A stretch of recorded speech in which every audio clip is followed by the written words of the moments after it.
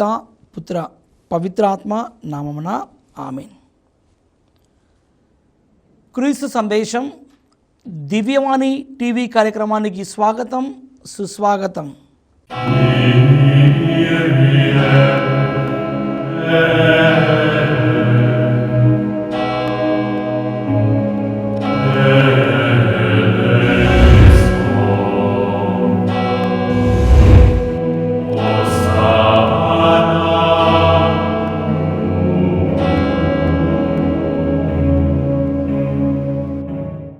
క్రీస్తునాథునియందు మిక్కిలి ప్రియులకు సహోదరి సహోదరులరా, ఈనాడు మనం ధ్యానిస్తున్న అంశము పునరుత్థాన క్రీస్తు ప్రభుని దర్శనాలు. ప్రియమైన దేవుని బిడ్డలారా, యేసుక్రీస్తు ప్రభు తాను 3వ రోజు సజీవంగా లేచిన తర్వాత మరి అనేక మంది విశ్వాసులకు, అనేక మంది శిష్యులకు మరి వివిధ సందర్భాలలో ప్రభువు ఇస్తున్న ఈ దర్శన భావాలను మనమందరము కూడా ఒక్కసారి లోతుగా ధ్యానం చేసుకోవడం మనందరికీ ఎంతో మంచిది. ప్రభు మరి ఏ సందర్భాల్లో, ఏ ప్రాంతాల్లో మరి ఈ యొక్క దర్శనాన్ని, పునరుత్థాన సౌభాగ్యాన్ని ఇచ్చి ఉన్నారో మనం ధ్యానం చేసుకుంటూ పరిశుద్ధ గ్రంథం ఆధారముగా ఒక్కసారి మనం మననం చేసుకుందాం. మరి ముఖ్యముగా ఈ పునరుత్థాన దర్శనాలు అనేవి శిష్యుల జీవితంలో మరి మరవలేనివి, మరుపురానివి. ఈ యొక్క పునరుత్థాన దర్శనం అన్నీ కూడా శిష్యులను గొప్ప సాక్షులుగా జీవించడానికి మరి ఎంతగానో దోహదం చేసి ఉన్నాయి. పరిశుద్ధ గ్రంథంలో మనం 12 దర్శన ఉదాంతాలను, 12 పునరుత్థాన దర్శన సంఘటన మనం అందరం కూడా ధ్యానం చేస్తూ ఉన్నాం. మొట్టమొదటిగా మగ్దల మరియకు యోహాను సువార్త 20వ అధ్యాయము 11 నుంచి 18 వచనంలో, యోహాను సువార్త 20వ అధ్యాయము 11 నుంచి 18 వచనంలో ధ్యానం చేస్తున్నాము.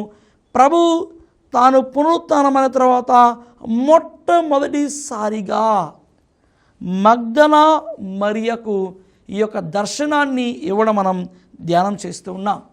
మత్తయి సువార్త 28వ అధ్యాయము 9 నుంచి 10 వచనం మనం ధ్యానం చేసినట్లయితే మరి ప్రభు కొంతమంది స్త్రీలకు మరి తాను మృత్యుంజయుడిగా, పునరుత్థాన ప్రభునిగా మరి దర్శనం ఇవ్వడాన్ని చూస్తూ ఉన్నాం.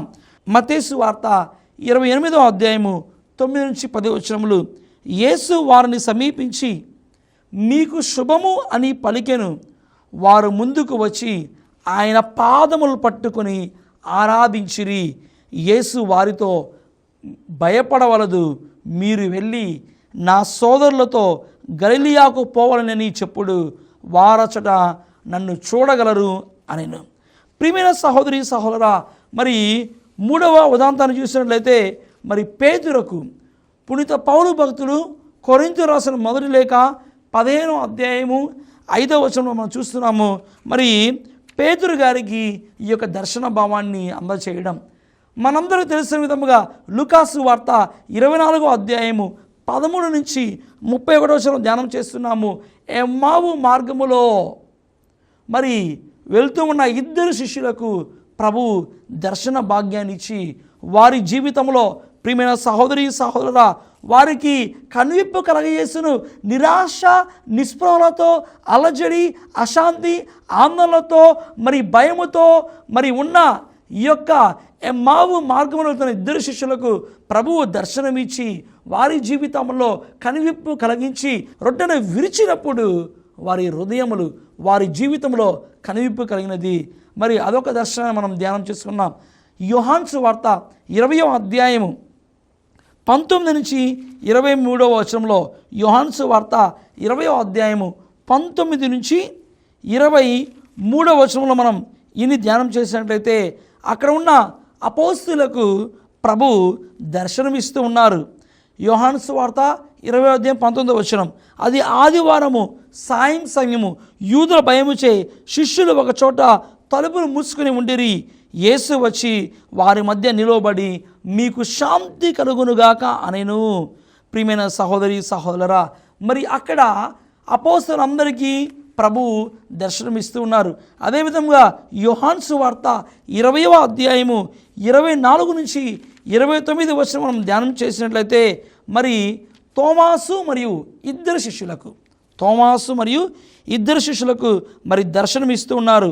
యోహాను సువార్త 20వ అధ్యాయం 24వ వచనంలో, యేసు వచ్చినప్పుడు పన్నిద్దరిలో ఒకడగు దీదీము అనబడు తోమా శిష్యులతో లేకుండెను. తక్కిన శిష్యులు అతనితో, మేము ప్రభుని చూచితిమి అని చెప్పిరి. ప్రియమైన విశ్వాసులు, మనందరికీ తెలుసు, మరి తోమా అవిశ్వాసముతో ఉన్నారు. మరి తోమా మరి అనుమానంతో ఉన్నాడు.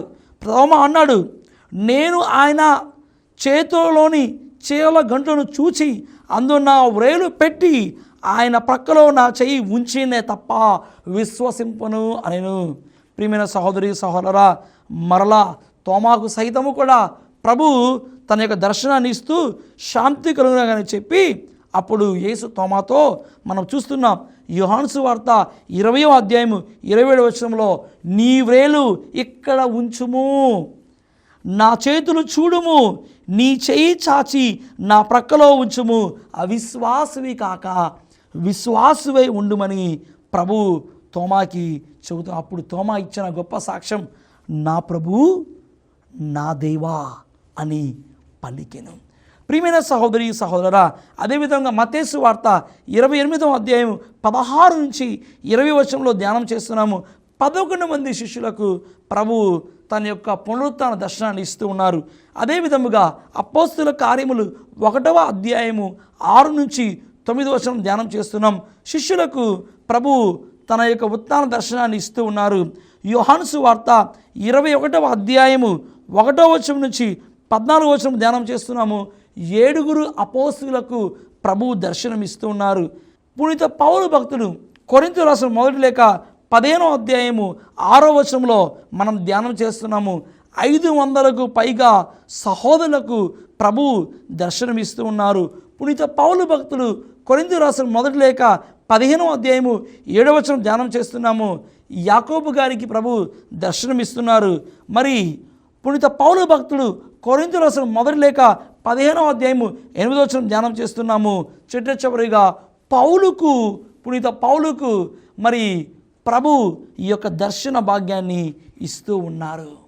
ప్రియమైన సహోదరి సహోదరా, మరి ఈ యొక్క అన్ని దర్శనాలు పరిశుద్ధ గ్రంథంలో ఉన్న ఈ పునరుత్థాన 12 దర్శనాలు అన్నీ కూడా మరి ఈ యొక్క శిష్యుల జీవితంలో ఉన్న అనుమానాలు కావచ్చు, శిష్యుల జీవితంలో ఉన్న ఆందోళన కావచ్చు, అలజడులు కావచ్చు, అశాంతి కావచ్చు, వీటిలన్నింటినీ కూడా తీసివేసి వారిని బలమైన సాక్షులుగా, ధైర్యవంతులుగా ప్రభుని అనుసరించడానికి గొప్ప ప్రేరణగా ఈ అన్ని సంఘటనలు కూడా ఉన్నాయి. కనుకనే యేసుని దర్శనాలు శిష్యులను ధైర్యవంతులుగాను, శక్తివంతులుగాను, విశ్వాసపూరితులుగాను, సజీవ సాక్షులుగా మరి చేయడానికి ఎంతగానో దోహదపడ్డాయి. క్రీస్తు సందేశం కార్యక్రమంలో చిన్న విరామం తీసుకుందాం.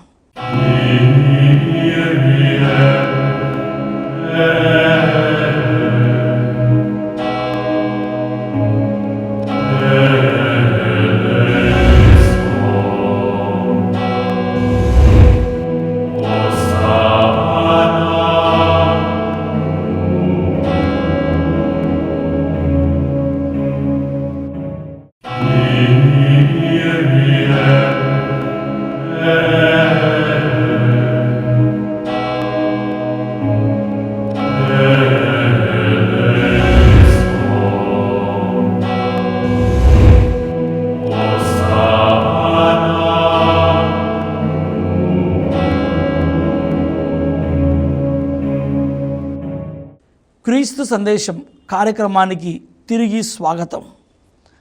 ప్రియమైన సహోదరి సహోదరులారా, మరి ఇటువంటి దర్శనాల ద్వారా, ఇటువంటి గొప్ప సాక్ష్యముల ద్వారా మరి శిష్యుల జీవితంలో, అనేక మంది సహోదరి సహోదరుల జీవితంలో ఈ ప్రభువుని యొక్క దివ్య దర్శనాలు అనేవి వారి జీవితంలో అనుభవంతో వచ్చినప్పుడు, వారి జీవితంలో ప్రభు అగపడి ఈ యొక్క దర్శనాన్ని ఇచ్చినప్పుడు మరి శిష్యులందరూ కూడా శక్తివంతులుగాను, బలవంతులుగాను, మరి దేవునికి నిజమైన సాక్షులుగా వారందరూ కూడా జీవించారు.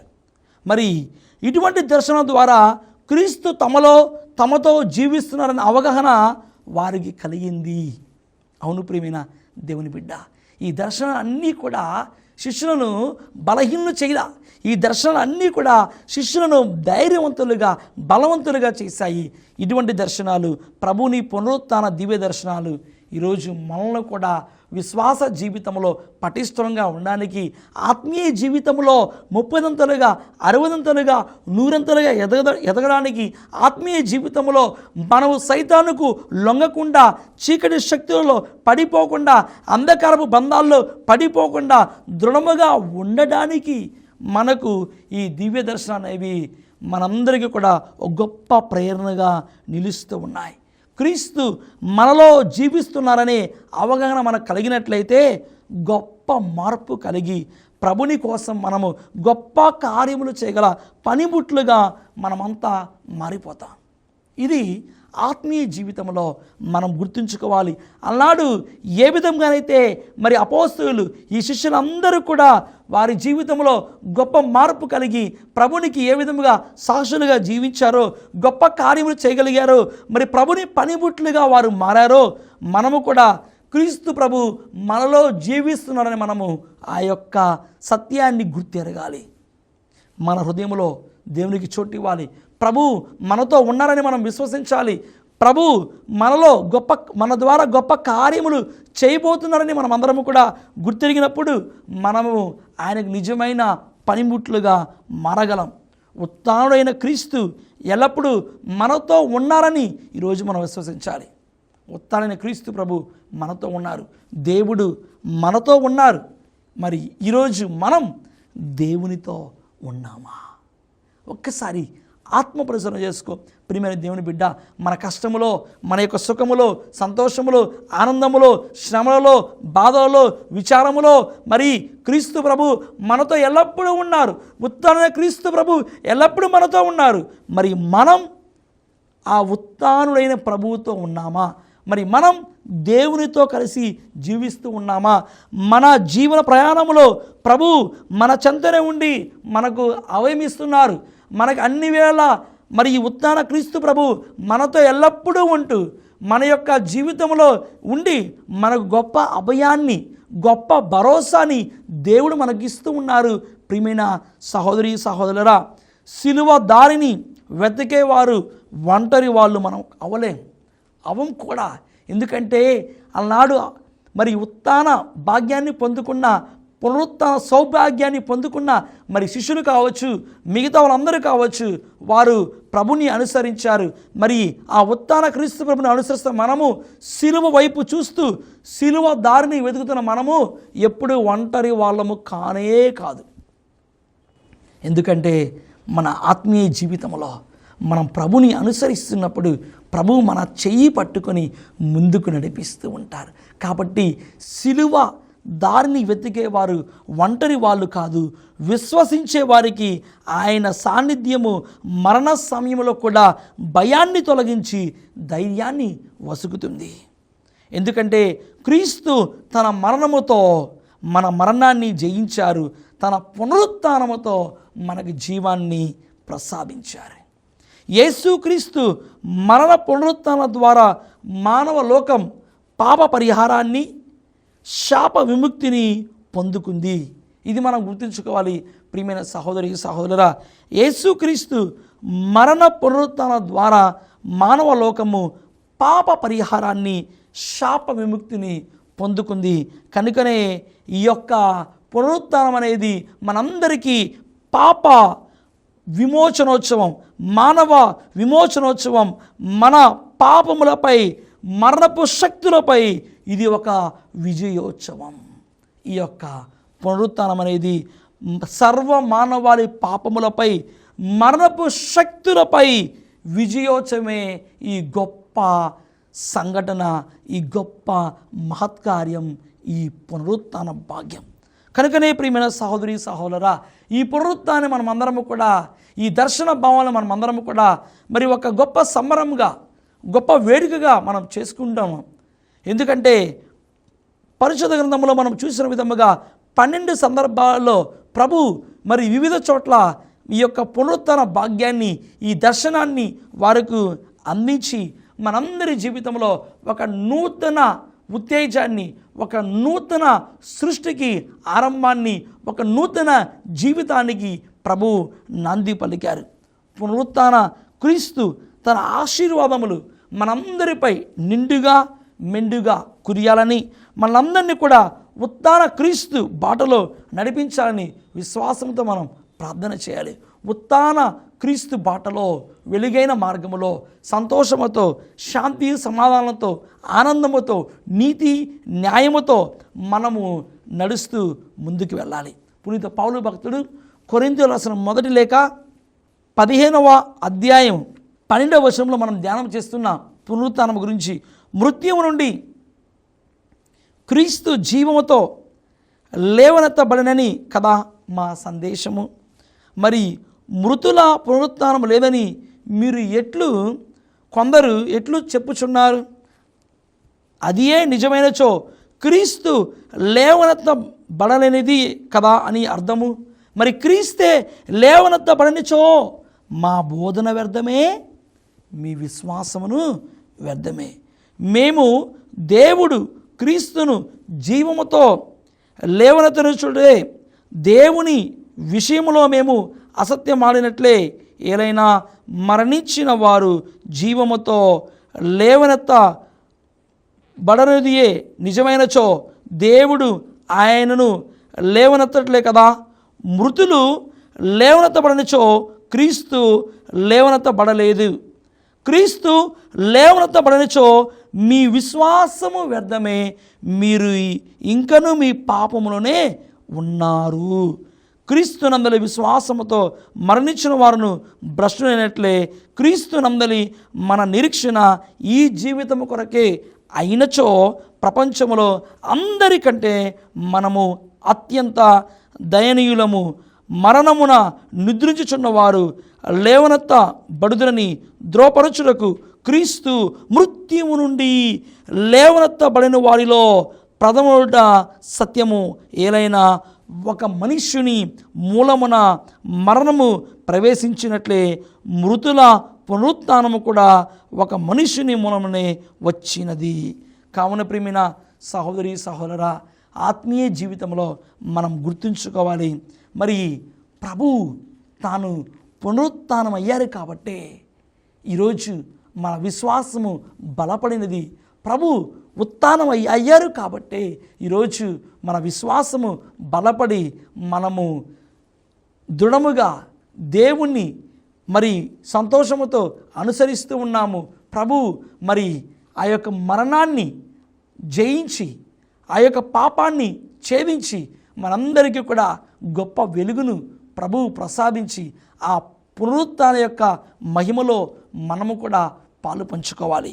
ప్రియమైన సహోదరి సహోదరా, మరి ఈరోజు ప్రభుని యొక్క దర్శనాలు అపోస్తలుల జీవితంలో ఆనాడు ఏ విధంగా వారిని శక్తివంతులుగా ధైర్యవంతులుగా చేశాయో ఈరోజు ప్రభుని యొక్క దివ్య దర్శనాలు మన జీవితంలో కూడా దృఢముగా ఉండాలని, ప్రభుని కూడా మనము కూడా అనుసరిస్తూ దేవునికి ఇష్టమైన బిడ్డలుగా జీవించుదాం. తద్వారా ఉత్థాన క్రీస్తు ప్రభు మనలను, మన కుటుంబాలను తన యొక్క దివ్య ఆశీర్వాదము, శాంతి సమాధానాలతో మనందరినీ కూడా దీవించి కాచి కాపాడుదురుగాక. ఆమేన్. ప్రభు మీతో ఉండునుగాక, మీ ఆత్మతో ఉండునుగాక. సర్వశక్తి గల సర్వేశ్వరుడి పిత, పుత్ర, పవిత్ర ఆత్మ మనందరినీ దీవించి కాచి కాపాడునుగాక. ఆమేన్.